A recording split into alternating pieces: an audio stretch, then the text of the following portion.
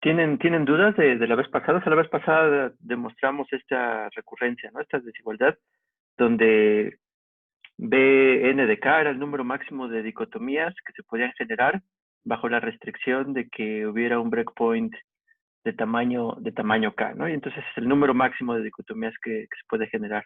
Entonces era un problema combinatorio, o sea, cuántas cadenas de menos unos y más unos distintas se podían generar, tal que no existiera ningún subconjunto de tamaño k de algunas de las columnas de esas cadenas, tal que tuvieran todas las dicotomías. Entonces, ¿tienen alguna duda con respecto a esa demostración que hicimos? Me parece padre esa demostración.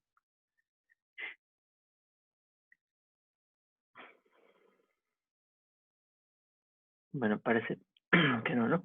Entonces, pues vamos a continuar. Entonces, ahora por lo que íbamos, era que queríamos que este número de dicotomías con esta restricción del breakpoint de, de que posiblemente podía ser 2 a la n, con esta restricción, pues queremos ver que esto colapsa a una cantidad polinomial en n en vez de exponencial. Y queremos que eso era lo que iba a ser pues muy útil para sustituirlo en la desigualdad de Hodgkin. Entonces vamos a tratar de ver que esta cantidad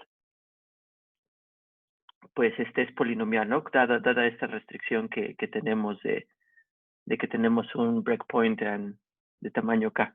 Entonces vamos a tratar de entender bien la cantidad que está a la derecha, si sí es polinomial o no, si esta recurrencia es polinomial o no.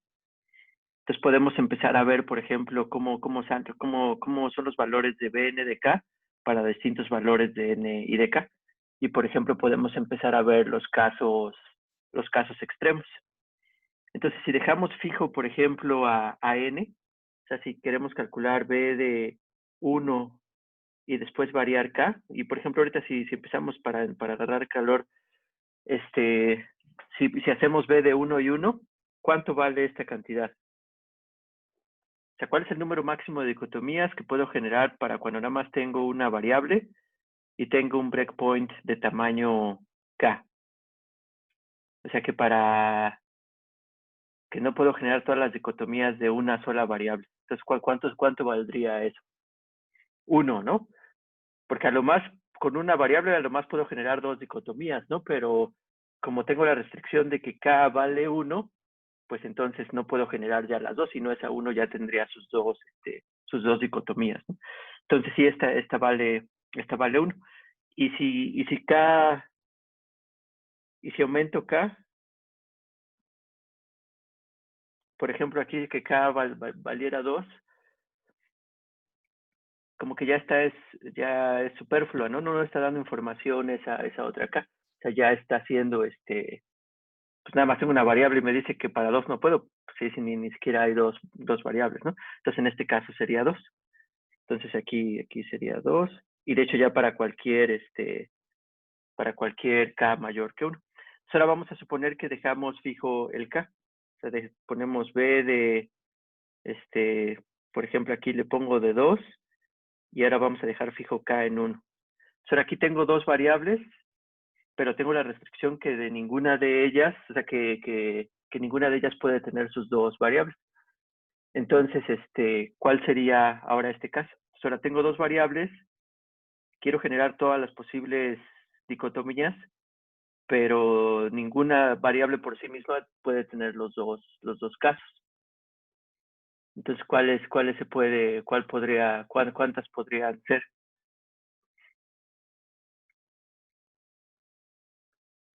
Entonces, por ejemplo, ahí pusieron 2, 1, 2. Entonces, ¿cuáles son las dos, por ejemplo, que, que darían ejemplos? O sea, tienen que ser dos dicotomías en dos variables. O sea, por ejemplo, ¿cuál es el número máximo de dicotomías en dos variables que podemos tener? Pues podemos tener 0, 0. Bueno, le voy a poner con ya sale. Sí, no me sale el menú. Ah, ya salió.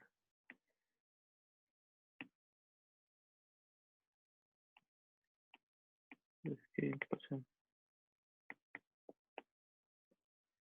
Bueno, la voy a dejar con 0. Piensen que 0 es menos 1. Entonces pueden tener 0, 0, 0, 1. 1, 0 y 1, 1. Entonces son todas las posibles dicotomías que pueden tomar. Entonces, por ejemplo, los que dijeron que 2, ¿cuáles son las dos dicotomías que tomarían? O sea, digamos, esta le voy a poner que es la 1, la 2, la 3 y la 4. Entonces, ¿cuáles dos tomarían?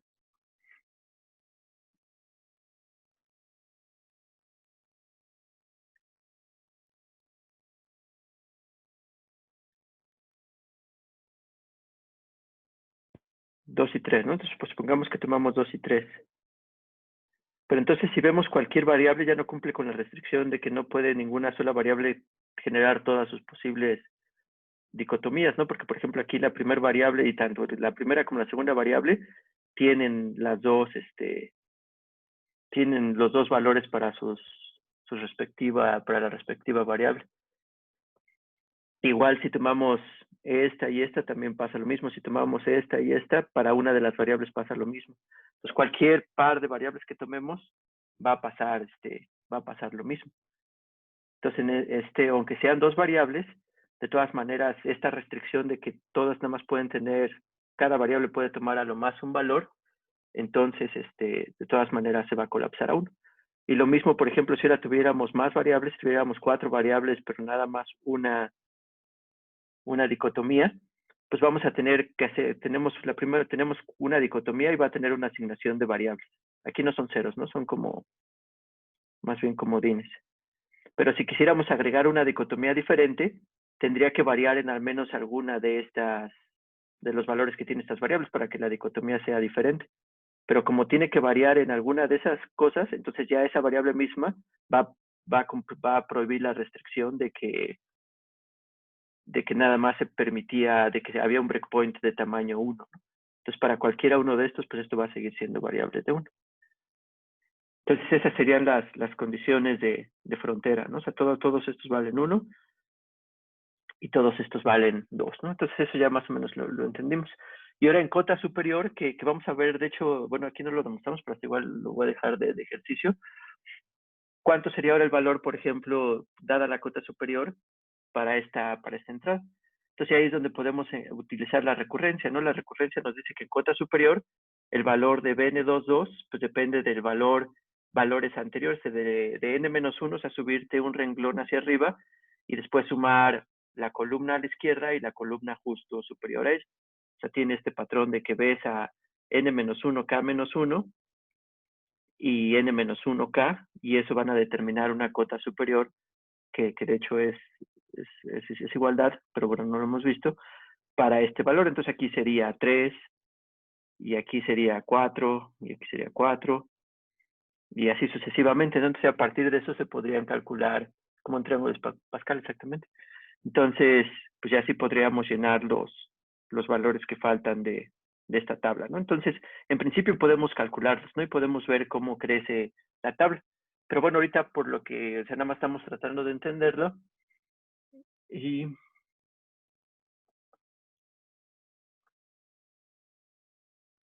que llegó más gente.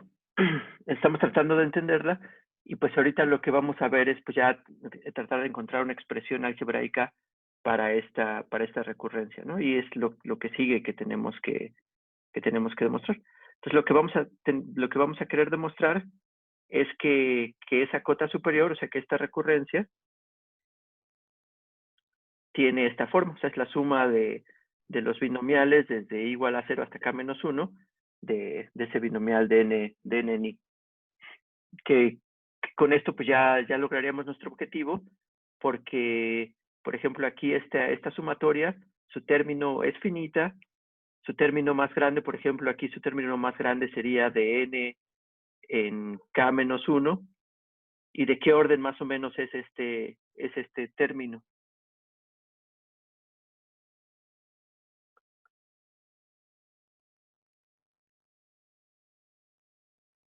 Que la cosa es nada más que espero que es por el nivel César, su término es más o menos como de orden de n a la k-1. Entonces ya es polinomial. De hecho, bueno, ahí tendrían que expandir el binomial, ¿no? Pero pues es más o menos de n a la k-1. Entonces vamos a tratar de demostrar esta relación. Y bueno, y aquí como muchas relaciones que dependen de n, y bueno, de valores discretos, ¿qué se les ocurre que podemos demostrarlo? ¿Con qué herramienta que vieron en sus clases de matemáticas, sobre todo matemáticas discretas? Con inducción, ¿no? Podemos hacer inducción. Entonces vamos a tratar de demostrar... ya se me olvidó.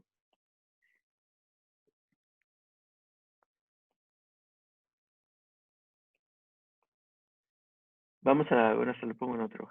Vamos a tratar de demostrar que b n, k es menor o igual que esta sumatoria, ¿no? Desde i igual a 0 hasta k menos 1 de n en i, ¿no?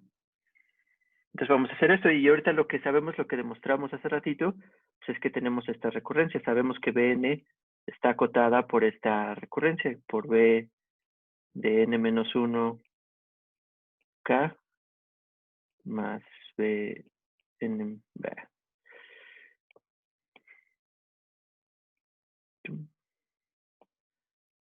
n menos 1 k menos 1.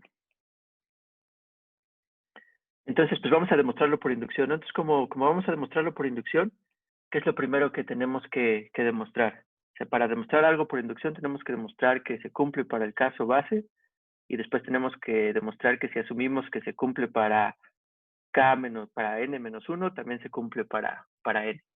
Entonces, y bueno, y tenemos que decir sobre qué vamos a hacer la inducción. En este caso tenemos dos variables, pero pues vamos a escoger una de ellas. Entonces, por la herramienta que tenemos ahorita, sobre qué creen que sea conveniente hacer inducción, que se pueden tratar de las dos, ¿no? Incluso las dos pudieran servir, pero así de inicio, como cuál pensarían que puede funcionar. Dice Ángel que la K, de hecho yo pensaría que la N, pero igual con la K también funciona, ¿no? Pues con las dos podría intentarse, pero ahorita van a ver por qué es más conveniente la, la N. Y de hecho, hasta de una vez antes de empezar con la N, igual tal vez alguien se acuerda esto a qué se parece. ¿Quién cumple esta propiedad también? Digamos, y hasta con igualdad. ¿Quién cumple esta recurrencia con igualdad? ¿Qué objeto matemático cumple con esta ecuación? Pues más que la suma de los binomios, como que el binomio mismo, ¿no? O sea, y de hecho hasta lo podemos poner aquí. O sea, cuando tenemos el combinatorial de n en k, esto es igual a n menos 1 en k más n menos 1 en k menos 1. Sí, ¿se acuerdan de esa igualdad? Este combinatorial. ¿Se congeló? Oh. Sí, a ver, permíteme tantito. Chum.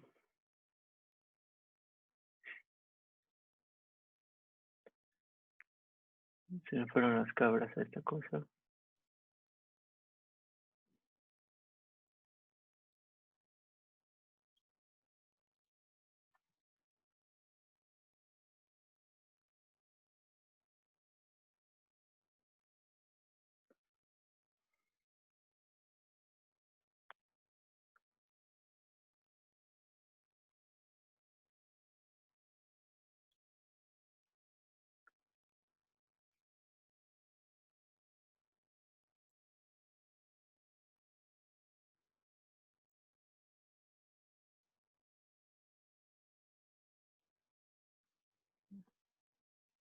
Ok, creo que ya se ve, ¿no?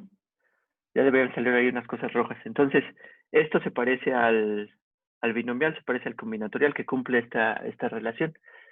Entonces, ¿cómo cumple esa relación? Pues ya son cosas que ven, por ejemplo, al inicio de la clase de probabilidad, cuando ven técnicas de conteo y cuando ven técnicas para demostrar relaciones combinatoriales. Pero, por ejemplo, aquí el combinatorial, ¿qué es? O sea, digamos, su interpretación en palabras es el número de subconjuntos de tamaño K que yo puedo generar de una población total de tamaño N, ¿no? Cuando tengo N personas, ¿cuántos equipos de tamaño K distintos puedo formar?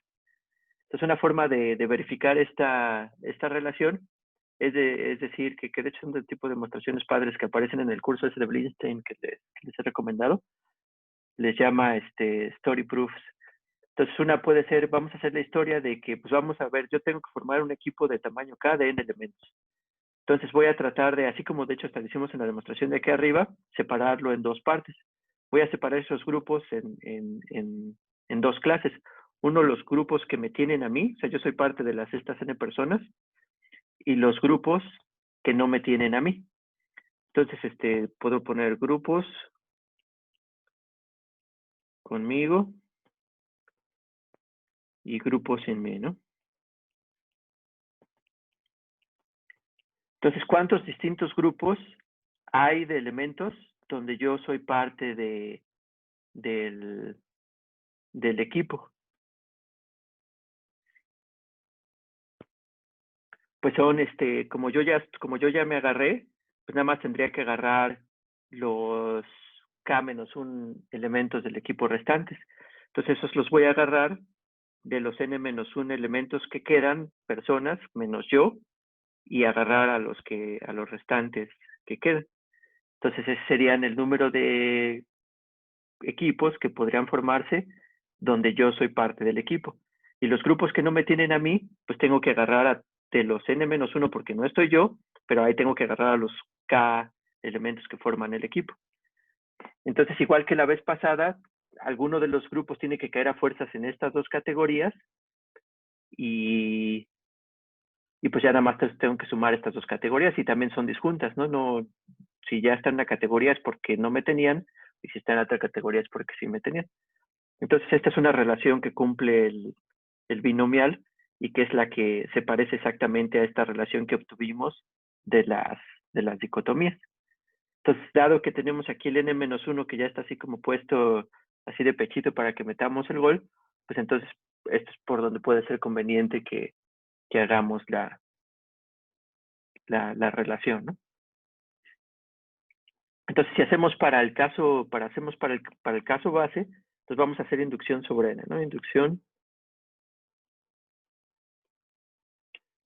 sobre n. Entonces, caso base, n igual a 1. Entonces, con b de 1, y sabemos que b de 1 para toda k, como vimos en la otra grafiquita, ¿cuánto valía b de 1 para k1? ¿Cuánto era? O sea, por ejemplo, b de 1, 1. ¿Cuánto era eso? 1, ¿no? Entonces aquí sí tengo que verificar que sí cumpla mi relación de acá. Entonces sería aquí la sumatoria desde igual a 0 hasta 1 menos 1 hasta 0 de n en i, ¿no? Pero bueno, aquí entonces como no, nada más sería un elemento de la sumatoria, ¿no? No nada más estaría sumando cuando i vale 0. Entonces esto sería igual bueno, a n en 0, que en este caso es 1 en 0. ¿Y cuánto vale n en 0 por definición del combinatorial? 1, ¿no? Entonces aquí sí cumple para este caso base, ¿no? Y para valores más grandes de K, o sea, por ejemplo, si ahora yo quisiera hacer por ejemplo, B de, no sé, de 3. No, pero aquí es el caso base, ¿no? Perdón. Usted quiere hacer B de 1, pero aquí de 3.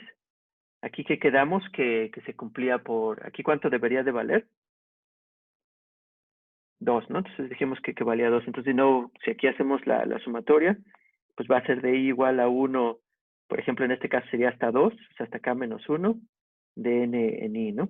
Entonces, ¿esto qué nos daría? Pues nos daría de nuevo n en 0. Bueno, ya le voy a poner aquí porque aquí ahorita n vale 1, ¿no? Entonces sería 1 en 0, más 1 en 1, más 1 en 2, ¿no? Entonces, ¿este cuánto vale? El primer término. De nuevo es el de arriba, ¿no? Vale 1. ¿Y cuánto vale 1 en 1?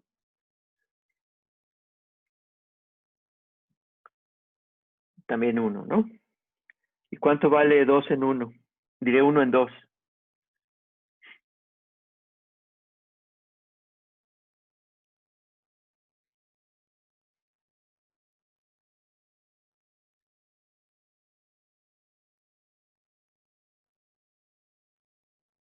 Cero, ¿no? Ese sí ya va a ser. Y se puede ver por definición, pero hasta también por la intuición de combinatorial. O sea, ¿cuántos equipos puedo formar de un elemento cuando tengo una sola persona? Pues uno. ¿Cuántos equipos puedo formar de 0 elementos cuando nada más tengo una persona? Pues el conjunto vacío, ¿no? Es uno. O sea, nada más puede haber un conjunto de 0 elementos y pues es el uno.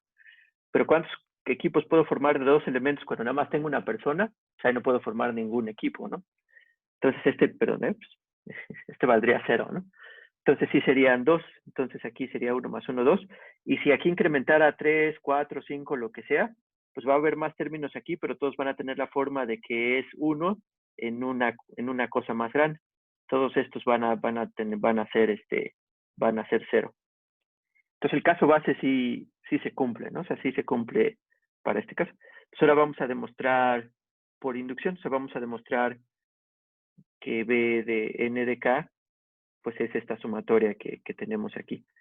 Pero por lo que nosotros sabemos, pues se cumple esta desigualdad, por lo que demostramos la clase pasada. Entonces esto es menor o igual que B de n menos 1 k más B n menos 1 k menos 1. Pero entonces por hipótesis de inducción, ¿cuánto valen cada uno de estos términos?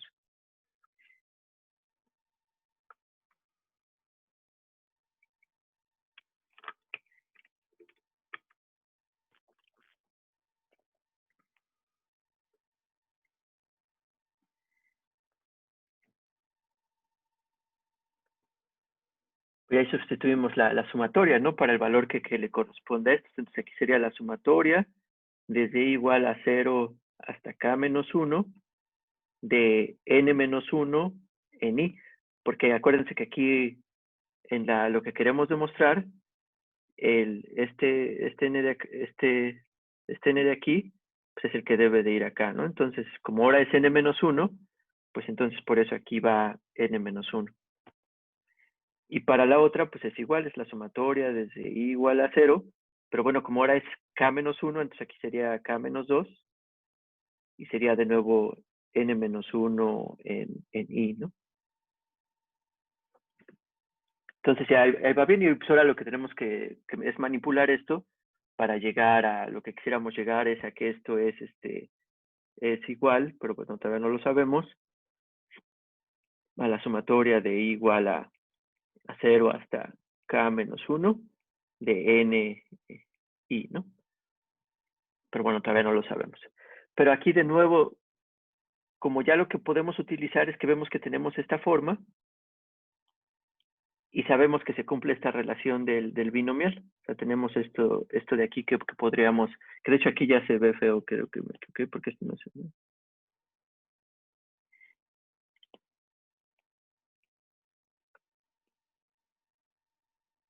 Entonces tenemos esta relación que podríamos utilizar. Entonces, ¿cómo podemos utilizar esa relación? Aquí, pues parece que no se puede utilizar así directo, porque aquí aparece i y aquí también aparece i, y nosotros queremos que uno sea con el menos 1. Entonces, ¿cómo lo podríamos hacer? Pues también nada más manipular los índices de la sumatoria, ¿no? Podemos hacer cambio de variable en los índices siempre y cuando estemos haciendo exactamente la misma suma. Entonces, por ejemplo, si queremos pues hacer aquí este cambio, lo que a lo mejor podríamos hacer es proponer un nuevo índice j que valiera, por ejemplo, i más 1. ¿Por qué i más 1? Porque ya cuando despeje i, pues me va a quedar que j, bueno, me va a quedar que i va a ser igual a j menos 1 y es el que ya puedo sustituir en la sumatoria. Entonces, si hago ese cambio de variable en esa sumatoria, pues lo que me va a quedar aquí es desde i, bueno, esta me queda igual.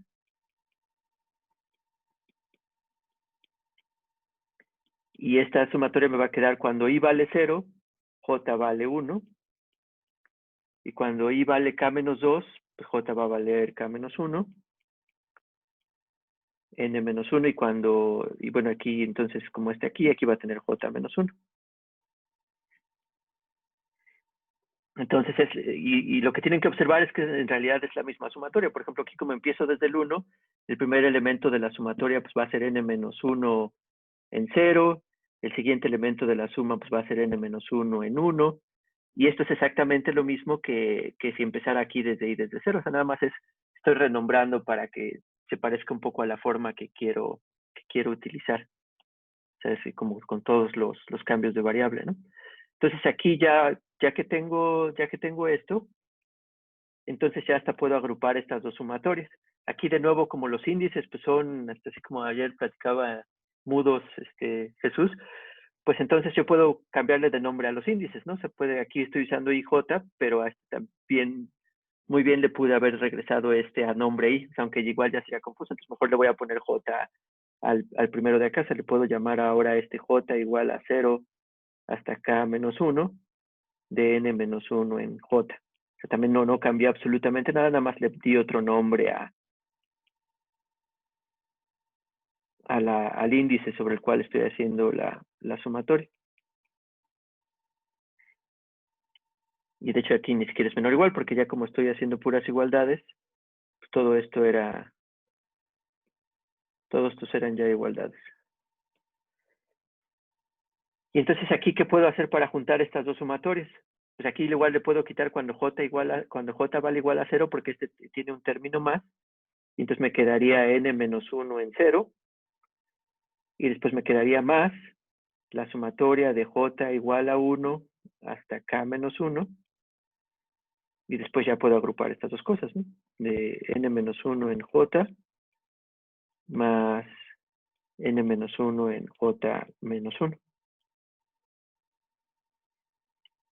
Y pues aquí ya todo esto lo hice para poder utilizar ese resultado de combinatorial que relaciona a estos, al combinatorial de estas cosas. Entonces eso aquí es igual, la sumatoria de J igual a 1 hasta K menos 1, ¿de qué? Como que hay lag, ¿verdad? Entonces eso ahí que hay que sustituir, pues ya en K exactamente, ¿no? Entonces ya sería el combinatorial de N, perdón, de N en J aquí en este caso, ¿no? Que fue usar esta relación que tenemos aquí.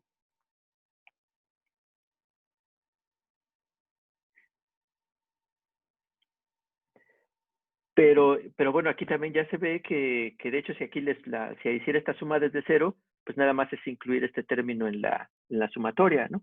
De n menos 1 en 0. Entonces esto va a ser igual a la sumatoria desde J igual a 0 hasta K menos 1 de n en J, que era lo que quería demostrar, ¿no? Era lo que queríamos demostrar por inducción.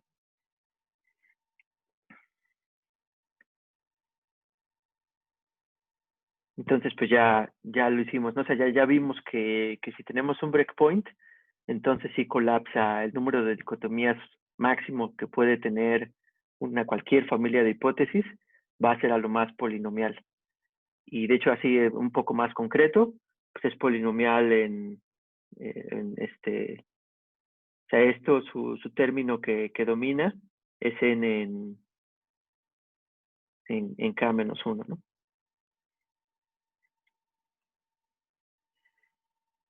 Que hasta de hecho pues, ya se podría acotar también por ahí un ejercicio de n a la k, ¿no? Entonces, digamos, todo esto es menor o igual que n a la k, que pues es como k es un valor finito, pues entonces es un polinomio. Entonces, dudas que tengan hasta de esta parte. De hecho, ahorita hemos hecho matemáticas discretas, ¿no? También por eso cuando doy la pasarela del SIC, de esa de que para publicitar nuestros laboratorios, siempre les recomiendo que todas sus clases de matemáticas, de álgebra lineal y de todo le pongan atención porque siempre aparecen. Y sobre todo cuando se quieren entender bien las cosas, o lo mejor que se pueda, pues ahí aparecen. Entonces ahorita estas últimas dos clases parecieran ejercicios de matemáticas discretas y de combinatoria.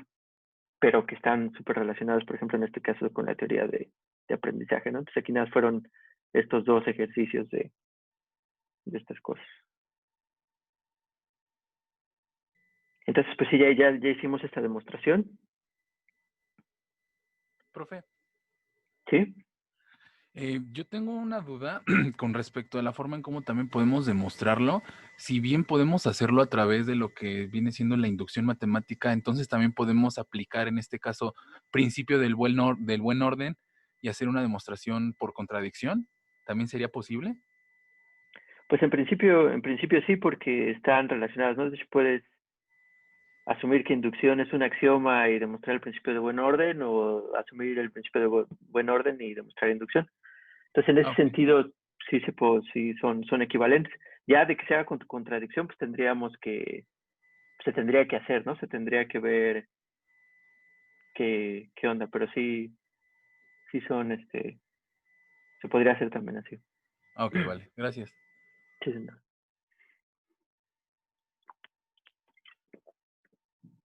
Entonces, pues ya vemos que cuando tenemos un breakpoint, pues entonces esta cosa es polinomial.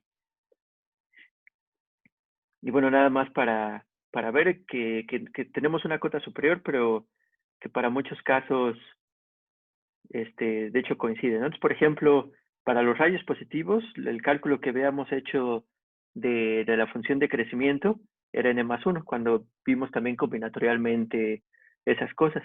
Pero si aquí evaluamos el término de la derecha de este resultado que tenemos para el número máximo de dicotomías, cuando hay la restricción de que hay un breakpoint de tamaño k, entonces aquí como el breakpoint es de 2, pues entonces aquí tendríamos que sumar n en 0, luego más n en 1 nada más, ¿no?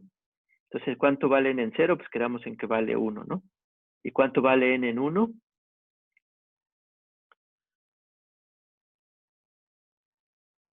Pues también vale nada más n, ¿no? Entonces, de hecho, aquí en este caso, pues eso se supone que es menor o igual que n+1, pero pues es n+1, ¿no? Sí, efectivamente es menor o igual que n+1, y de hecho hasta coinciden ambos, ¿no? Y también parecido para los intervalos positivos, aquí también hicimos el cálculo de la función de crecimiento que de hecho aquí nos había salido n+1 en 2 más 1, ¿no? Creo que era lo que teníamos. Pero bueno, aquí si hiciéramos de nuevo utilizando esta cota superior del lado derecho, pues también tendríamos n en 0 más n en 1, pero aquí como el breakpoint es 3, también tendríamos n en 2. Entonces tendríamos 1 más n, y luego aquí tendríamos ¿cuánto vale n en 2?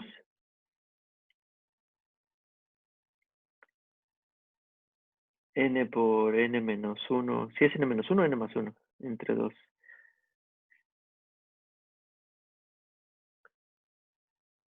Ajá, entonces, y pues ya esto sería n cuadrada entre 2 menos n entre 2, ¿no? Esta cosa de acá. Y también da exacto, o sea, da que sí da este término de acá, ¿no? Entonces es cota superior, y de hecho les digo que lo voy a demostrar que también es cota inferior, también está interesante esa demostración. Y bueno, para los perceptrones pues también sería algo parecido, pero aunque todavía no hemos calculado aquí cómo es la función de crecimiento de los perceptrones, y lo vamos a hacer un poquito más adelante, y en particular lo que vamos a identificar es que el breakpoint es de k igual a 4, en caso para los perceptrones de 2 dimensiones, pero vamos a calcular en general para los perceptrones en cualquier dimensión. Está interesante la demostración. Entonces, pues ya hicimos progreso, ¿no? Entonces, hasta ahora lo que queríamos era definir una noción de complejidad de familias de funciones. Ya la hicimos en parte, y ahorita la estamos definiendo en términos de esta función de crecimiento. O sea, la función de crecimiento nos dice el número de dicotomías que una familia puede generar para n puntos, y de cierta forma sí mide complejidad porque te dice qué qué tanta flexibilidad tiene una familia para generar todas las posibles etiquetados que pudiera tener un conjunto de datos. Mientras más compleja, aunque crezca el número de datos, pues va a poder generar todos los etiquetados posibles.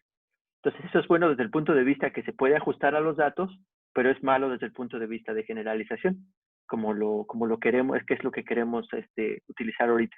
Entonces, para lograr ver eso de manera formal, que con la navaja de Occam lo hemos percibido desde hace mucho tiempo de manera informal o heurísticamente, entonces ahorita ya nada más lo queremos formalizar, queremos ver si sí podemos incluir esta función de crecimiento que reemplace a la cardinalidad de la familia de funciones en la desigualdad de Hodgkin.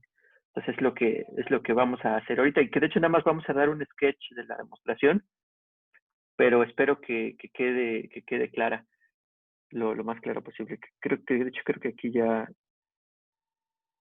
pues, lo que queremos es hacer esta sustitución, ¿no? Entonces vamos a ver qué onda. Entonces vamos a hacer ese sketch. De nuevo, esta demostración viene al final del libro de Mostafa, si la quieren ver. Y también vienen en otros libros de Statistical Machine Learning. También los voy a poner referencias ahí en Teams. Y bueno, y también, por ejemplo, tanto la desigualdad de Hodgkin como esta cosa, pues se ven en otros cursos posteriores a este que damos ahí en el SIC. Entonces también ahí los invitaré en su momento cuando los den, por si les interesa saber esto. Entonces, vamos a ver en qué nos quedamos con la desigualdad de Hodgkin. Lo que teníamos en la desigualdad de Hodgkin era que teníamos, o sea, lo que teníamos es que para una hipótesis fija, o sea, lo que sabíamos para una hipótesis fija, la probabilidad de que el E-in de esa hipótesis fija se desviara del E-out de esa misma hipótesis por más de un epsilon, quedamos que eso era pequeñito, o sea, que eso decrecía exponencialmente con el número de muestras que teníamos, ¿no? Entonces, por eso, mientras más muestras, pues más precisión podríamos tener de nuestro estimado de out. Entonces, esta probabilidad, primero lo que hay que de nuevo recapitular con respecto a qué es, o sea, qué es lo aleatorio, porque aquí esto es una probabilidad. ¿Qué dijimos que era lo aleatorio? Aquí, ¿qué es lo que estamos generando aleatorio? ¿Cuáles son las variables aleatorias o los objetos aleatorios sobre los cuales se va a calcular esta probabilidad o que determinan esta probabilidad? Y aquí en este caso, suponiendo que esta h es fija, o sea, aquí esta es una h fija, entonces yo ya fijé mi h, y entonces, ¿por qué eso es aleatorio? O sea, que, por ejemplo, ¿qué es E-in de h?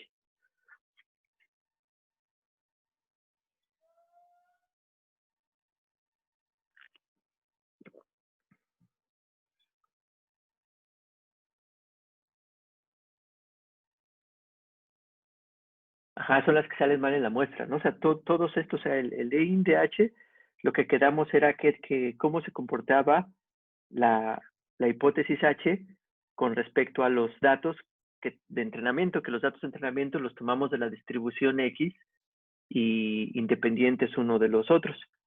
Entonces aquí, por ejemplo, en este dibujito que tiene aquí Mostafa, este es el dataset que tomamos, o sea, este es la muestra D. Entonces, cuando tomamos una muestra D de tamaño N, entonces pueden existir diferentes muestras D de tamaño N. Entonces, digamos que el espacio muestra de nuestro experimento probabilístico son todas las posibles muestras de tamaño N que podemos tomar. Entonces, digamos que, pues, así en el contexto de probabilidad, nuestro espacio de probabilidad son todas las posibles muestras de tamaño N que pueden existir. Y ya cada puntito, esto que es una muestra de tamaño N, pues va a tener una probabilidad dependiendo de la distribución X de los datos que estemos tomando. Pero entonces, desde este punto de vista, este evento lo que nos dice es que los datasets que tomemos en donde se desvíe E-in de E-out, pues en realidad son pequeñitos. O sea, en realidad son muy pocos los elementos, entonces este evento pues es relativamente pequeño con respecto a toda la masa de probabilidad de todo el espacio que tenemos. Entonces, esta es probabilidad porque este EIN se calcula, y hasta aquí le podemos poner con respecto a un dataset, y este dataset, bueno, estos datos o esta muestra es la que se toma aleatoriamente. Y de hecho aquí EOUT pues no depende de D, ¿no? EOUT, por ejemplo, aquí esta es una constante, que ya también lo definimos, que es el valor esperado igual sobre la misma distribución de que se equivoque H. Pero pues esto ya es con respecto afuera de los datos de entrada, ¿no? Entonces después lo que vimos es que como esto es para una H fija y pues esto estaba bien, pero lo que dijimos es que los algoritmos de entrenamiento pues van a escoger una H de toda la familia, que en la mayoría de los casos es, por ejemplo, cuando minimice el error en los datos que tomamos. Entonces no podíamos aplicar esto directamente. Entonces tuvimos que recurrir a utilizar bueno, primero lo que hicimos es utilizar la unión de todos estos eventos, o sea, decir que la probabilidad de que la H o la G en este caso que surge de la probabilidad de EIN, pero no ya de una H fija, sino de una G que ya resulta de un algoritmo de aprendizaje, fuera mayor que epsilon. Pues eso, como lo acotamos, es decir, bueno, si como G al final va a ser parte de la familia de la hipótesis, que esto se desvíe de por un epsilon, pues debe de estar acotado por arriba de que cualquiera de todas las funciones dentro de mi familia, o sea, desde H1 hasta todas las que tiene mi familia,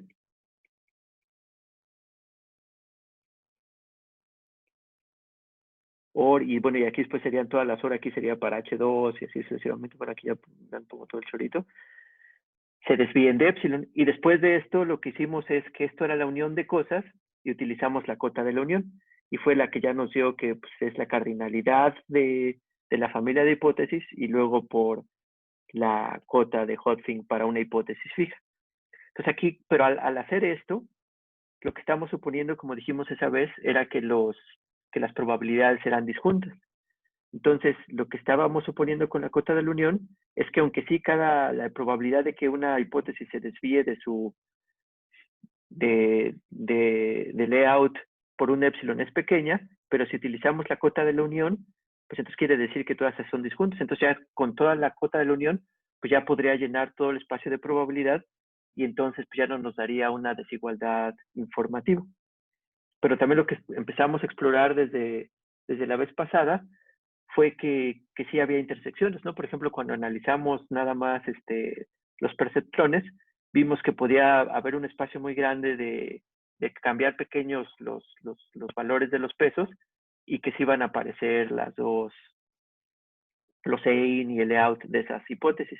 Entonces, con lo que queremos ver es que en realidad hay mucha intersección entre ellas. Entonces, aunque sí va a crecer un poco la región que toma del evento malo, que es la que nos interesa, pues no es tan grande, ¿no? O sea, no es tan grande como nos lo pudiera hacer pensar la cota de la unión. Entonces, eso es donde nos quedamos. Más o menos para eso dijimos que íbamos a empezar a introducir, que son para varias cosas. Uno, para entender un poco esto de asignar complejidad a las familias de funciones, pero al final también para poderlo poner ya en un framework concreto que nos explique pues muchas cosas de cuándo se puede aprender y no desde el punto de vista de esta teoría.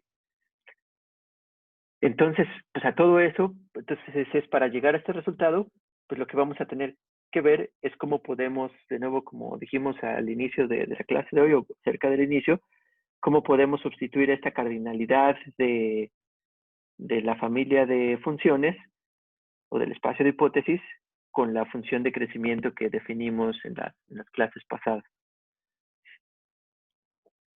Entonces, pues va a ser el sketch que pongo. También lo hace Mostafa en su presentación que él hace, pero bueno, yo lo voy a hacer un poquito más largo, pero como les digo, o sea, pueden checarlo al final del libro y y después ya en clases posteriores lo veríamos con más detalle. Pero bueno, aquí vamos a dar los elementos. Sí, hay dos elementos principales que yo creo son muy importantes para entender esa sustitución. Y el primero está un poco relacionado con el objeto que hemos estado trabajando, y que ahorita también ahí lo puse, es que medimos esta diferencia entre el E-in de una hipótesis H y el E-out de esa misma hipótesis H, que sea mayor que un epsilon. ¿No? Este es el objeto con el que hemos estado trabajando. Y lo que va a resultar ser útil es que como este E-out de H, y sobre todo cuando estamos viendo desde el punto de vista de la hipótesis que escoge el algoritmo de aprendizaje, pues depende en realidad de todo el espacio de hipótesis, y es por lo cual tenemos que escoger la cota de la unión, pues es difícil manejar. O sea, aquí la clave para introducir la función de crecimiento es ver si en vez de trabajar con esta cantidad, podemos trabajar con la diferencia que hubiera entre el error de entrenamiento para una hipótesis H, pero en vez de compararlo con el error que se haría fuera del entrenamiento, lo podemos comparar con el error de esa misma hipótesis H, pero ahora de otro dataset tomado independiente del primer dataset. ¿Sí? Entonces, como que lo que vamos a hacer es tomar dos datasets.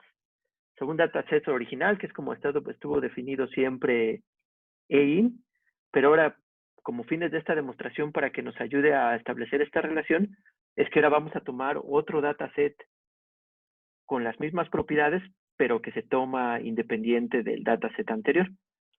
Entonces vamos a tratar de comparar, pues cómo se compararían ahora los errores para la misma hipótesis, pero ahora si comparamos para esas dos muestras distintas.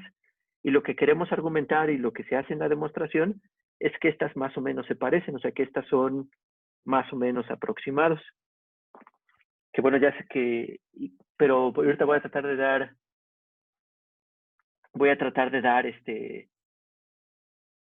y que de hecho sí, o sea, que así como lo escribió Arturo, vamos a ver que de hecho este D' se puede ver como un conjunto de validación, que es que luego, como ya en la práctica, nosotros vemos si nuestro modelo lo está haciendo bien o no. Este es un conjunto de datos donde se va a probar el algoritmo que entrenamos con un conjunto de datos distinto a este, ¿no? Entonces sí es algo que va a ser muy útil. Entonces esto ahorita, aunque es conceptual para esta demostración, en realidad sí aparece en la práctica en ese contexto de datos de validación, de prueba y de entrenamiento, ¿no? Que son cosas que también vamos a ver más adelante. Pero en este caso ahorita solo véanlo como que es otro conjunto de datos distinto, pero que también viene de la misma distribución y que es independiente del que ya teníamos. Y intuitivamente, también no está tan complicada la demostración, pero bueno, sí tiene sus detalles. Pero ¿por qué estas dos cosas se parecen? ¿Por qué si el E-in y el E-out, por ejemplo, si están lejanos, también eso más o menos implica que estos dos están lejanos? O viceversa, hasta lo podríamos ver al revés, que E-in esté cerca de E-out, también implicaría que EIN para un dataset también está cerca que el EIN del otro dataset. Y pues más o menos la intuición la podemos ver así. O sea, lo que nos dice Hodgkin, bueno, a ver, te voy a quitar esta raya. O sea, lo que nos dice Hodgkin es que para una H fija, o sea, si tenemos el layout, y voy a poner ahorita con respecto a los, bueno, de hecho, no más, perdón, de hecho, layout no es con respecto a eso. El layout de esa H fija, pues es un valor, ¿no? Y que es el error que comete la función H cuando tomamos un elemento, el valor esperado del error que comete H cuando tomamos un elemento al azar de la distribución X. Pero lo que nos dice la desigualdad de Hodgkin es que el E-in está muy cerca de ese out. O sea, que la probabilidad de que, o sea, que está concentrado, la probabilidad de que el E-in se aleje de esta media del layout es muy pequeña y cae exponencialmente con la distancia que hay entre el E y el out. Entonces, lo que nos dice es que, pues que está muy cerquita, ¿no? Que está concentrado, que el E-in está muy cerca del layout, o sea, que está también en esta misma en esta misma zona, cuando tomamos un conjunto de datos D con la misma distribución X que el anterior. Pero ahora si tomamos un conjunto de datos D' fantasma, que le llaman, con la misma distribución, pues también nos va a decir que también está concentrado, también nos va a decir que está concentrado, tiene exactamente la misma distribución alrededor de out que primero. Entonces, lo que nos dice es que tanto EIN como, o sea, el EIN de los datos originales como el DEIN de los datos fantasma, ambos están concentrados alrededor de EOUT.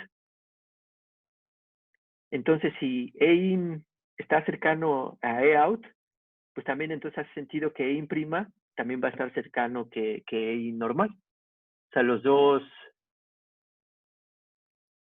están cerca, o sea, los dos viven de esta región. Y lo mismo, o sea, que un EIN se aleje del otro, pues también va a ser poca probabilidad, porque querría decir que uno esté aquí normal con su probabilidad normal, pero que ahora otro también se alejara de su probabilidad.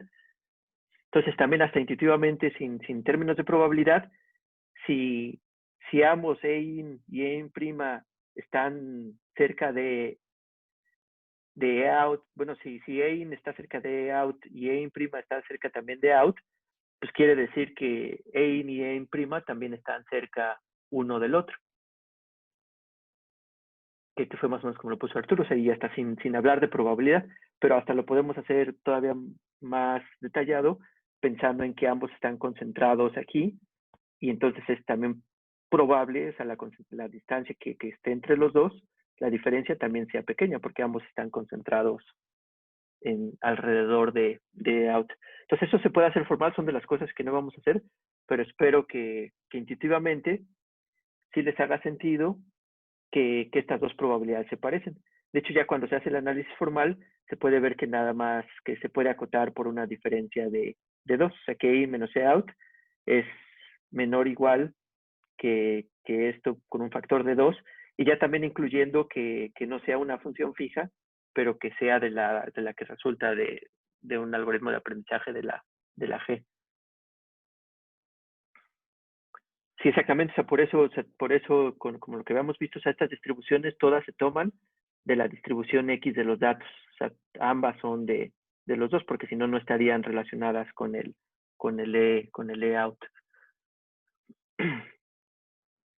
Entonces, pues ya eso es lo primero. Entonces, ahora con esto lo que nos va a permitir es trabajar, en vez de trabajar con el layout, trabajar con la diferencia entre dos EINs, pero tomada de dos datasets distintos. Entonces ahora vamos a ver cómo aquí ya en principio es más fácil incluir la función de crecimiento. Entonces ahora también tal vez una cosa que es útil y que viene como parte de la demostración es que nosotros originalmente cuando quisimos acotar la probabilidad de la hipótesis generada por el algoritmo de aprendizaje, la acotamos como la unión, o sea, la acotamos como la probabilidad de la unión de los eventos. Es una forma equivalente de ponerla, es con esta cosa que igual es demasiado formal, que ahorita hasta la pueden ver como el máximo, pero aquí el superior es como el suprimum o el superior de E de H menos E in de H, pero para los datos fantasma, que eso sea un mayor que epsilon. Entonces ahorita voy a trabajar con este objeto, pero para que no quede así tan oscuro, igual hasta esto lo hacemos aquí rápido. Entonces, como lo estábamos viendo cuando primero vimos Hotfin y que vimos cómo entraba la cardinalidad, vimos que una cota superior para la hipótesis que resulta el algoritmo de aprendizaje, lo podíamos ver como, lo podíamos ver como las uniones de estos eventos para todas las hipótesis que vivían en la familia de hipótesis y que de hecho esta la voy a poner yo ahorita en esta forma, en H, en la familia de hipótesis, ¿no? Entonces era OR, y después aquí EIN, y ahora H2.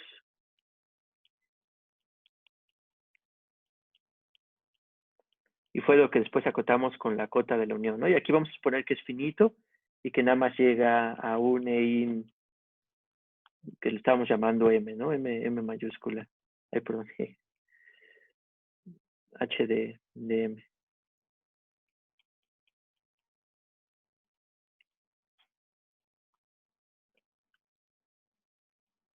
Entonces aquí ahorita, por lo que quiero aquí trabajar después con esto que está aquí arriba, lo que yo voy a decir es que esto va a ser equivalente, o sea, todas estas ORs van a ser equivalentes a la probabilidad de un evento que es equivalente, o sea, que el evento equivalente, y ahorita como lo voy a poner, nada más lo voy a poner como el max sobre todas las H, o sea, la que va del H1 hasta, que en este caso como es finito, hasta el HM de esa distancia, ¿no? De Ein de ven aquí ya, estas son de las H's que están en ese conjunto de las H's finitas, ¿no? Y bueno, ahorita le voy a poner aquí H igual, pero son el conjunto de que están finitas. H menos Ein prima de H mayor que epsilon. Entonces, ¿por qué son equivalentes esos dos eventos?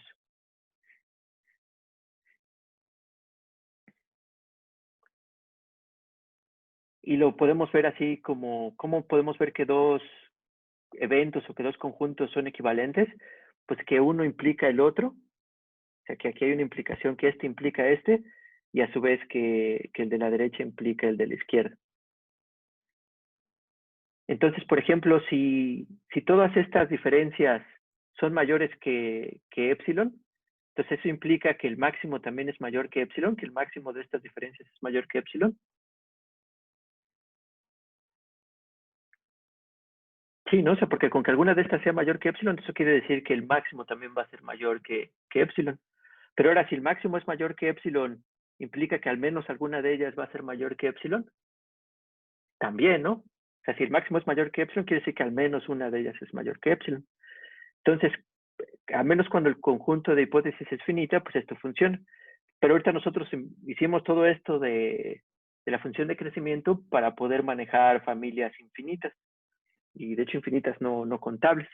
Entonces, pero podemos usar esa misma relación. Entonces aquí nada más lo que hay que tener cuidado es que en vez de utilizar el máximo, lo que tenemos que utilizar es el supremo, que es igual como, digamos ahorita si no lo han visto, lo pueden ver como que es el máximo de un conjunto de valores infinito, como que es una cota superior y es la cota superior más pequeña, ¿no? Ya de manera formal, pero la pueden ver como un máximo y tiene la propiedad padre de que aunque el máximo no exista, el superior sí siempre existe, en los reales al menos. Entonces, aquí, pues por eso vamos a utilizar, en vez de esto que fue lo que como que trabajamos cuando vimos Hotstring por primera vez, pues vamos a utilizar esta relación que es equivalente, pero como ahorita queremos trabajar con hipótesis infinitas, pues entonces nada más aquí utilizamos el supremo.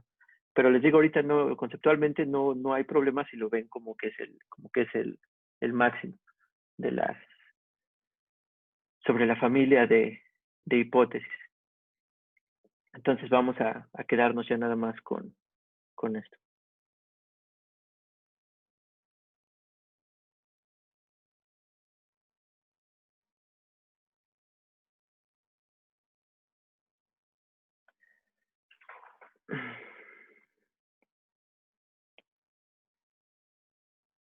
Si me equivoqué, aquí era.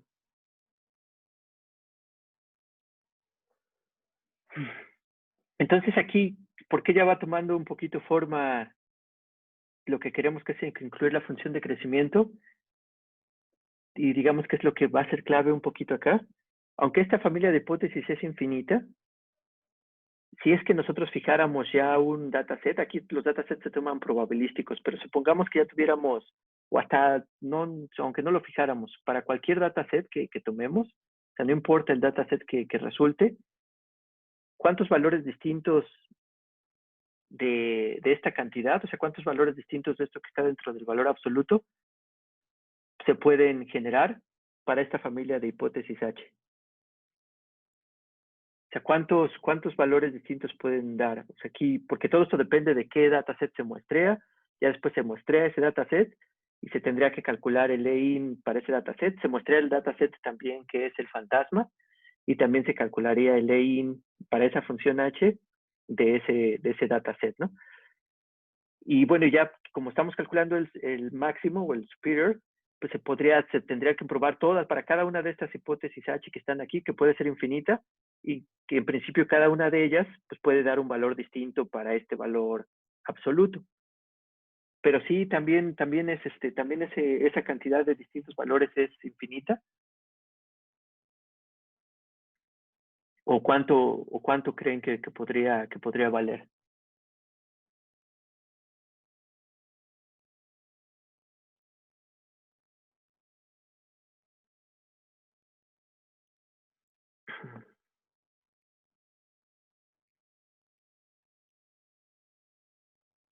Todos los pares de datasets,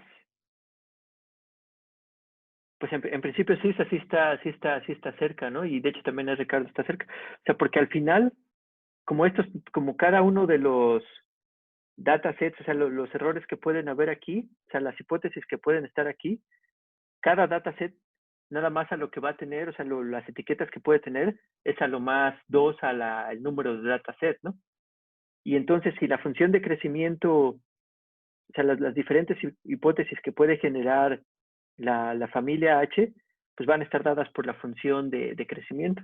Entonces, definitivamente sí, a lo más, el número distinto de valores que podría tener esto serían 2 a la 2n, porque bueno, ahorita como ya tenemos dos datasets, pues aquí tenemos que tener cuidado que el número de puntos ya son 2n en vez de n nada más. Pero sí podemos acotarlo en principio por esto, pero ahora si mi función de crecimiento es menor que 2 a 2 a la n, pues entonces ni siquiera voy a poder generar todos esos posibles etiquetados que pudiera tener para generar distintos errores. El número máximo de etiquetados que puedo tener para una función h cuando tengo 2n datos de entrada, pues está dado por la función de crecimiento. Entonces no importa que sea este infinito, va a haber un montón de hipótesis que van a generar el mismo etiquetado y si esto es menor que 2 a la n, pues un montón de hipótesis van a generar ese mismo etiquetado. Entonces aquí es donde la función de crecimiento captura esta intersección que queríamos capturar para no usar nada más la cota de la unión. Pero bueno, entonces esto para hacerlo de manera formal, pues vamos a tratar de fijar un etiquetado. Entonces vamos a suponer, o sea, si definitivamente, si fijamos unos puntos, nuestra familia de H nada más va a poder generar ciertos etiquetados para esos puntos. Entonces, pues y esos diferentes etiquetados pues van a estar acotados por la función de crecimiento. Entonces aquí también es un poco informal, pero voy a utilizar algo que también en probabilidad se llama la ley de probabilidad total. Sí, ya hay lag de nuevo. Ya se debió haber actualizado. A ver, vamos a...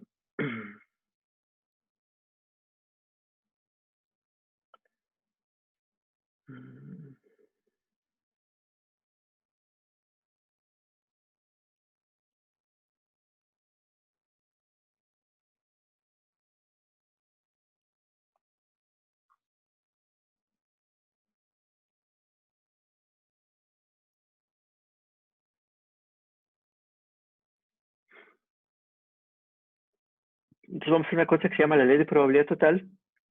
Y aquí lo que va a hacer es la probabilidad sobre todos los posibles datasets, que era como estaba en la diapositiva, de que estas probabilidades son con respecto a los datasets, que todos son IID con la misma distribución que los datos de entrada X.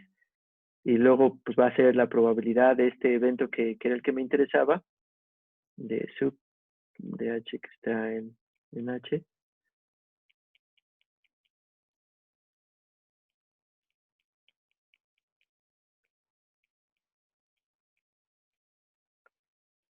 Pero ahora condicionado en que estamos viendo el dataset arbitrario.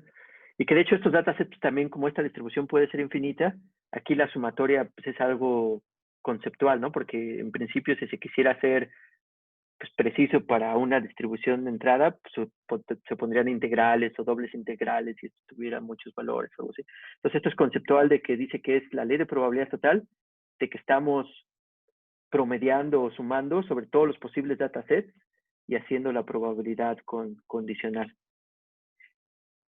Entonces, y bueno, así nada más como un recordatorio muy rápido, o sea, cualquier evento B, ustedes lo pueden calcular con la ley de probabilidad total si tienen una partición de otros conjuntos, por ejemplo, AI.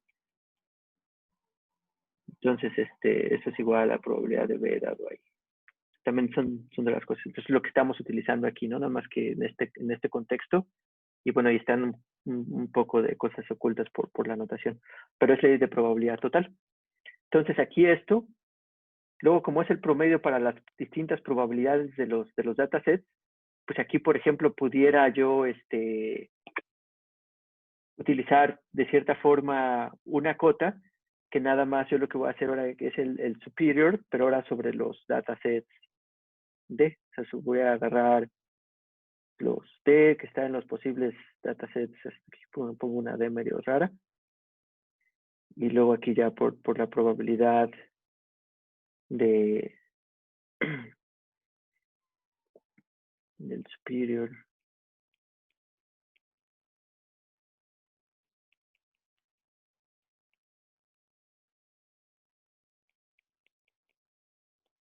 También eso también está oculto, pero también es relativamente sencillo de verlo, ¿no? Si, como yo lo que sé es que estas son distribuciones de probabilidad, entonces en principio tienen que integrar.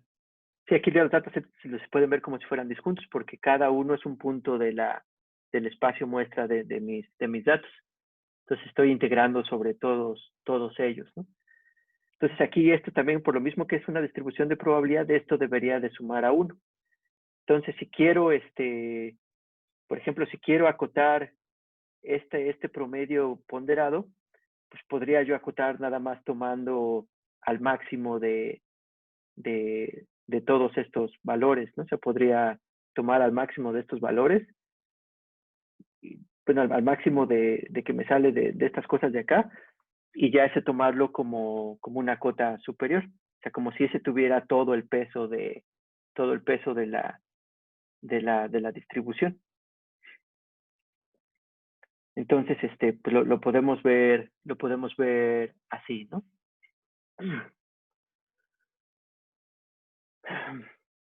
Pero bueno, entonces aquí ahora qué tenemos con esto, de que cuando aquí sí ya fijamos el D, es como cuando teníamos las imágenes que ya teníamos un conjunto de puntos fijo, o sea, ya es un dataset que muestreamos que tenía una cierta probabilidad de una distribución de probabilidad, pero ya la tomamos y ya están fijos. Que en este caso, como D es el tamaño de los dos datasets, pues tenemos dos puntos. Entonces, sí, creo que sí. Entonces, aquí ya ahora lo que sabemos por la función de crecimiento es que en realidad, por ejemplo, los diferentes, como les decía hace ratito, los diferentes valores que podemos generar para este valor absoluto, pues van a ser a lo más los que están dados por la función de crecimiento. Entonces, ¿a qué me refiero? Que si yo escribo aquí el superior sobre H que está en H de E in de H, pero digamos si ya con respecto a un dataset que le voy a poner aquí así D menos E in prima, que bueno, también nada más pues así como nota que es con respecto al D prima, pero que también ya está dado que estos D y D prima hacen este D que está acá. Entonces yo lo que estoy diciendo es que esto va a ser exactamente igual ¿a qué? A que si yo nada más calculo el suprimen y que en este caso hasta sería el máximo, que bueno, lo puedo dejar superior porque de hecho creo que así viene en el libro, pero bueno. ¿De ahora de qué? O sea, lo que voy a agarrar es decir, como mi familia de hipótesis H tiene una función de crecimiento, pues M de H y en este caso 2N, entonces el número máximo de dicotomías o de etiquetas que yo puedo asignar para estas variables, pues van a ser M de 2 a la N. Y entonces eso quiere decir que un montón de hipótesis H, pues en realidad generan exactamente el mismo etiquetado para este conjunto de de valores. Entonces, si de todos esos H que generan el mismo etiquetado, yo tomo un representante, entonces aquí yo puedo pensar que es el superior, pero sobre distintos H1 hasta, y bueno, aquí le voy a poner que esto es igual ahorita, le voy a llamar M también como hace ratito, hasta un H de M, donde estos son representantes de, pues de esos valores que generan la misma dicotomía. Y como todos esos conjuntos que generan la misma dicotomía, pues tienen el mismo valor de esta cosa que está dentro del valor absoluto, pues yo puedo poner nada más aquí un representante. Entonces esto va a ser lo mismo que el máximo, piensen ahorita como el máximo, el superior, de E in de H menos E in prima de H también, pensando que es en el de prima. Entonces, pues podemos sustituir estas dos cosas. O sea, sí, no sé si quede claro, porque esto es muy importante, de que estas dos cosas sí son iguales.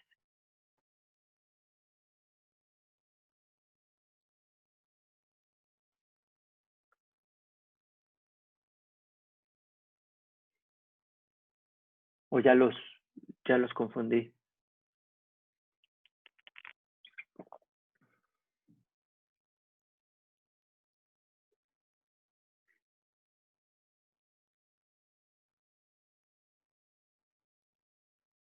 Ajá, precisamente porque el H hay varias repetidas. O sea, yo ya tengo un conjunto finito de puntos fijo, ya está ahí dado, ¿no? Y después yo lo que quiero ver es de entre toda mi familia, de todas mis hipótesis, de mi familia de hipótesis, ver cuál es la que maximiza esta distancia o este valor absoluto. Entonces, en principio yo podría probar de una en una, así si tuviera una forma de probar de una a una, aunque son infinitas, y pues nada más quedarme con la más grande, pensándolo ahorita que fuera como un máximo. Entonces, esto es lo que me dice este lado derecho de la ecuación. Pero ahora, por otro lado, lo que sé es que aunque esta familia es infinita, yo sé que tiene una función de crecimiento y que esa función de crecimiento lo que me da es el máximo número de etiquetas que puede generar hipótesis de esta familia para estos elementos de la muestra que tomé. Entonces, esas etiquetas puede que en principio sean menor que 2 a la 2n, porque están dadas por esta función de crecimiento.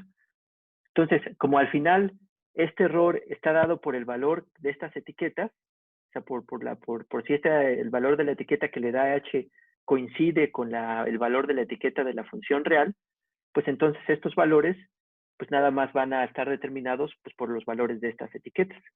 Entonces, si el máximo número de etiquetas que yo puedo generar es esto, pues entonces esto quiere decir que estos dos máximos van a coincidir. Y en particular aquí lo que hice fue tomar un representante de las hipótesis que generaban exactamente la misma diferencia en estos dos errores. Pero aquí ya es finito porque está dado por la función de crecimiento.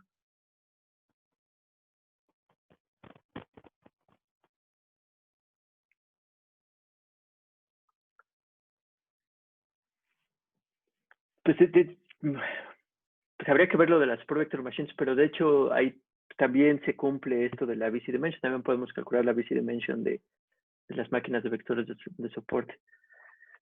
Pero ahorita es independiente, es ver que entonces sí son iguales. O sea, aquí hay un montón de intersección, aunque estas son infinitas, un montón de estas hipótesis dan exactamente el mismo valor para esta diferencia. Y un montón, o sea, porque lo estamos colapsando a algo finito.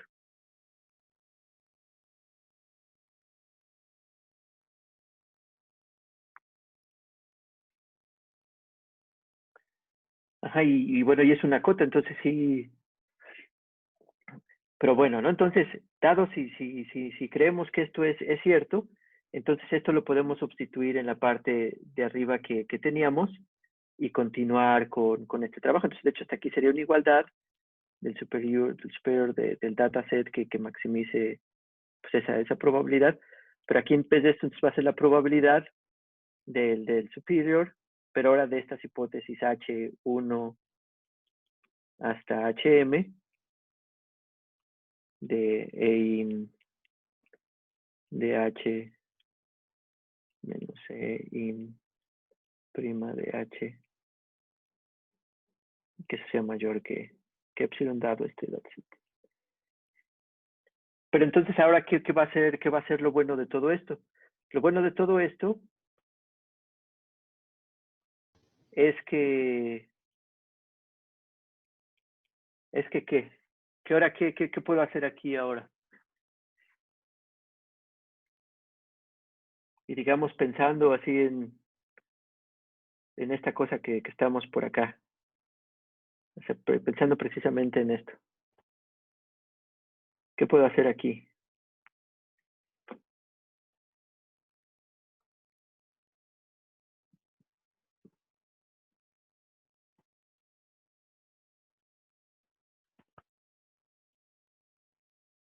Sí, igual, no sé, creo que aquí tenemos la probabilidad de que el máximo de estas hipótesis finitas, ver cuál es el máximo de que del evento de que estas se desvíen de un epsilon, que la diferencia de ellos se desvíe de un epsilon. Y lo que vimos con esta relación es que este evento del máximo lo podíamos ver como la unión de que alguna de ellas se desvíe por más de epsilon, pero con el OR, ¿no? O sea, de que alguna de ellas. Podemos regresar a representarlo como un OR y podemos pensar de nuevo, entonces ahora de nuevo hacer la cota de la unión, que como la habíamos hecho la vez pasada, de pensar que esas son disjuntas. Entonces, si pensamos que son disjuntas y hacemos la cota de la unión, pues entonces tendríamos que pues hacer las disjuntas, pero ahora la ventaja es que nada más hay una m de estas y esa m era la función de crecimiento y entonces aquí ya la incluimos. Entonces va a ser la función de crecimiento de la hipótesis H de esos dos n elementos y ahora ya por la probabilidad de, pues de un EIN, del máximo de cualquiera de los EIN que esté aquí, ¿no? Que bueno, por eso es un detalle.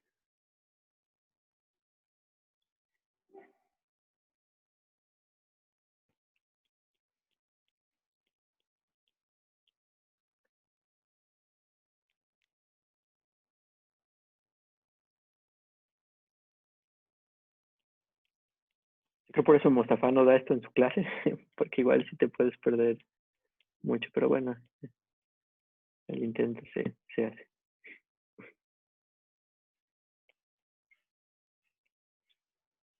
Igual lo que está ahorita aquí, lo que ahorita me estoy pensando que a lo mejor es un poco confuso, es esta parte de aquí, ¿no? Pero fuera de eso, si pensáramos que, así como en el caso de Hodgkin, que para cualquier H fija, esto pues aquí yo obtengo una relación de qué tanto se desvía EIN de H y EIN prima de esa misma H para un dataset fijo. Entonces, pues yo no tendría yo ya que incluir, no tendría que incluir esto, porque así como en la cota de la unión pasada. Pero aquí como todavía en principio esas pueden ser distintas o pueden no ser iguales, pues por eso aquí se pone el superior.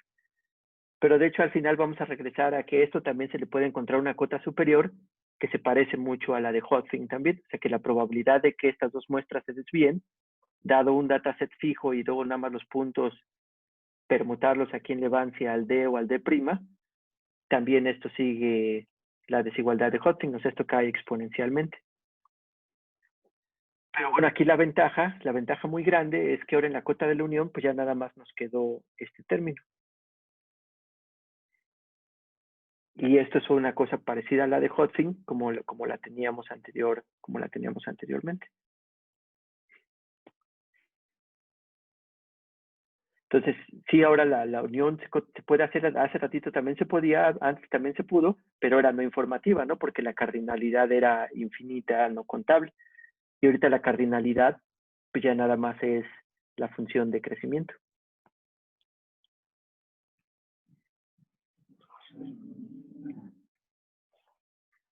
Entonces, pero esto es a grandes rasgos. Entonces, de nuevo recapitulando, las dos claves de esta demostración de cómo puedes incluir la función de crecimiento en la desigualdad de Hodgkin, era primero esta de ver que se podía aproximar y de hecho hasta acotar formalmente la diferencia entre in y out de una familia, de una hipótesis H, con el EIN y el otro EIN, pero ahora sobre un dataset aparte, fantasma, que sigue la misma distribución. Y después de ver aquí que como ya estás analizando desviaciones de probabilidad con respecto a dos datasets finitos, a dos muestras finitas que tomas, pues entonces aquí ya se puede incluir la función de crecimiento, porque aunque la familia de hipótesis es infinita, como nada más estás midiendo errores con respecto a datasets que tú tomas ya de tamaño 2 a la n, hay un número finito de dicotomías que esta familia de hipótesis, aunque es infinita, puede generar, que serían estas m dadas por la función de crecimiento. Entonces, podemos regresar al análisis anterior de utilizar la cota de la unión, pero ahora puede ser sobre un conjunto finito de hipótesis representativas que podíamos tomar de todas esas hipótesis que daban exactamente la misma dicotomía para ese conjunto, del mismo número de dicotomías para ese conjunto de valores. Y entonces, pues ya a lo que llegamos es que, bueno, no nada más es incluir aquí la función de crecimiento como tal. Por ejemplo, aquí incluye un factor de 2. Vimos por qué estaba ese factor de 2, es por el dataset fantasma. Aquí hay un 4 en vez de un 2 porque como aproximamos el EIN y el out con el S fantasma, pues también ese genera un factor de 2. También habría que verlo más detallado. Y aquí en vez de un octavo es porque en vez de usar la desigualdad de Hodgkin tradicional, ahorita esta es una variante que también se ve de hecho también en algoritmos aleatorios, y eso es lo que cambia de un medio a, de hecho aquí debería ser un medio. Bueno, aquí hay varios errores en esta cosa, pero bueno, esto sale a un octavo. Entonces, pues son varias, sí, el del dataset fantasma, pues aquí sale porque es la función de crecimiento para un dataset de tamaño 2n, ¿no? Todavía hay varios detalles que igual no vi tan claros, pero sí era claro, como es un dataset fantasma, pues por eso aparece el 2. Antes aquí había un 2, que era de las dos colas de desviarse de una dirección a otra. Y el 4 aparece de lo primero que vimos, de cómo se podría aproximar el EIN y el EOUT, pero utilizando el dataset fantasma en vez de el EOUT, pero eso nos generaba un factor de 2. Entonces era ese 2 con este otro 2 de acá, pues ya da 4.